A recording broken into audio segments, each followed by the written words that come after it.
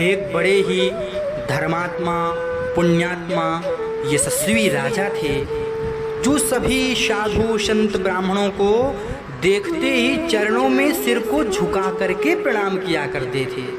लेकिन उनके मंत्री को ये सब पसंद ही नहीं था।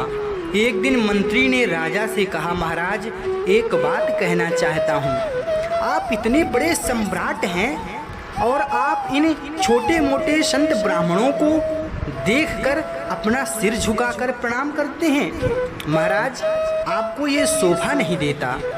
राजा मुस्कुराए पर कुछ बोले नहीं और उन्होंने विचार किया कुछ ऐसा किया जाए मेरे मंत्री सहित हमारे राज्य के सभी प्रजाओं को भी कुछ शिक्षा प्राप्त हो।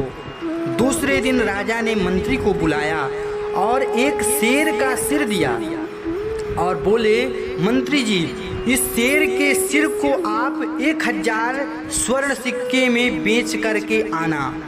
मंत्री जी ने कहा, जी महाराज, और शेर के सिर को ले जा करके बाजार में घोषणा किया। सभी नगरवासी ध्यान देकर सुने, ये राजमहल में रहने वाला शेर का सिर है जिसका बोली 1000 स्वर्ण सिक्के से प्रारंभ होता है और बोली लगाते लगाते 5000 स्वर्ण सिक्के में बेचा और बड़ा प्रसन्न होकर के राजा के पास आया और बोला, महाराज हमने शेर के सिर को 5000 स्वर्ण सिक्के में बेचा। राजा मुस्कुराए पर कुछ बोले नहीं। तीसरे दिन एक हिरण के सिर को दिया और बोले, इस सिर को आप 500 स्वर्ण सिक्के में बेच करके लाओ। पुनः मंत्री चला गया और घोषणा किया और 500 से बोली प्रारंभ हुआ। अंत में 1000 स्वर्ण सिक्के में बिक गया। मंत्री बड़े प्रसन्न होकर आए और राजा को 1000 स्वर्ण सिक्का प्रदान किया। लेकिन तीसरी बार राजा ने एक आदमी का सिर दिया और बोले, मंत्री जी इसका कोई मोल नहीं है, जितने में भी बेच सकते हो बेच आओ। पुनः मंत्री जी बाजार की ओर निकले और घोषणा किए, ये राजमहल के आदमी का सिर है। और महाराज आदमी के सिर को देखते ही प्रजाओं में भगदड़ मच गया। सभी लोग इधर उधर भागने लगे। कुछ लोग तो मंत्री के ऊपर पत्थर बरसाने लगे, डंडा बरसाने लगे।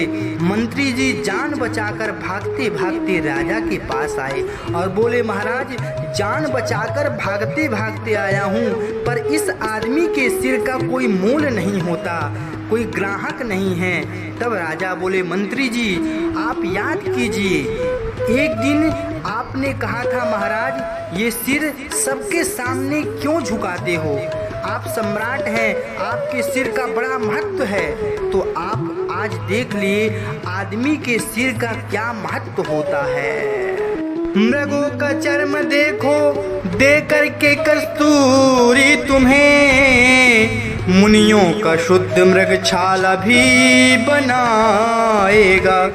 बैल भैंसों का चर्म बन करके पदत्राण, चलने में मार्ग तुम्हें कांटों से बचाएगा।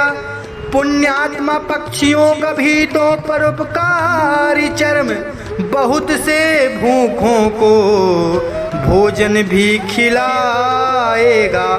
रे नर किंतु नीच तेरा चर्म भूतल पे, छोड़ करके धर्म किसी काम में न आएगा।